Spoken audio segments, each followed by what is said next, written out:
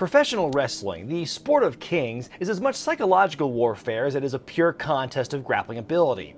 In this noble game of human chess, the path to victory requires not only physically dominating your opponent, but also getting into the opponent's head. Hence the long history of scary names in professional wrestling: the Powers of Pain, the Legion of Doom, the Mad Dog, the Butcher, the Fiend, and to a lesser extent the Model, the Dumpster, and the Hugger. But without a doubt, the most intimidating name in all of wrestling belongs to this brute who lurched into Memphis in 1983, the Colossus of Death!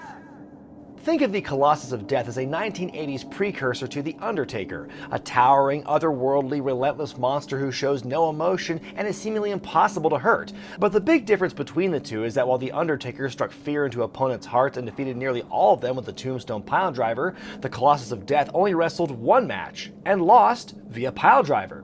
Otherwise, they're almost the same thing. The Colossus of Death, like many ill-fated gimmicks of Memphis wrestling in the 80s, had a somewhat singular purpose: to make Jerry Lawler look strong. He came onto the scene in the middle of that famous feud between Lawler and comedian Andy Kaufman, but good luck finding a mention in the biopic starring Jim Carrey, as few fans recall the character at all. Even Lance Russell, the great Memphis wrestling announcer who called the Colossus his only match, had no recollection of the gimmick when asked about it in a 2016 interview. The Colossus had one tactic: walk really slowly with arms outstretched, like a toddler who wants to be picked up. Then after that really slow walking, go for the good old collar and elbow tie-up. And repeat, then get pile-driven and disappear forever. When it came to wrestling ability, he made the Yeti in WCW appear like a high flyer and master technician rolled into one. The Colossus was allegedly discovered by Jimmy Hart, who was managing Kaufman during his long-running feud with Lawler. The King had challenged Kaufman to a piledriver match, in which the only way to win is to piledrive your opponent. Kaufman said the only way he'd participate in such a bout was if it were a handicap match with a partner of his choosing.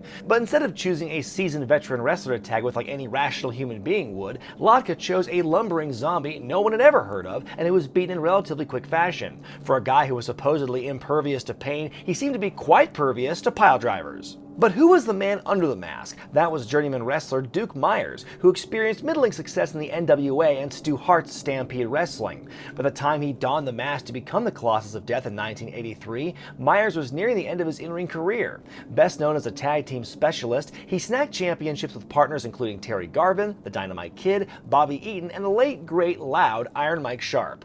Duke Myers retired from the ring a few years after his one-night stint as the Colossus of Death. Though he may not have been a household name, he was honored by his peers with an award of the 2007 Cauliflower Alley Club. In his acceptance speech, the Colossus of Death hardly came up at all. In fact, up until his passing in 2015, Myers spoke very little about the character. When asked about his role in the Kaufman-Lawler feud, he shrugged it off, saying, quote, "I didn't care for all these movie stars and stuff. I was more or less for the business. I threw fire and all that crap."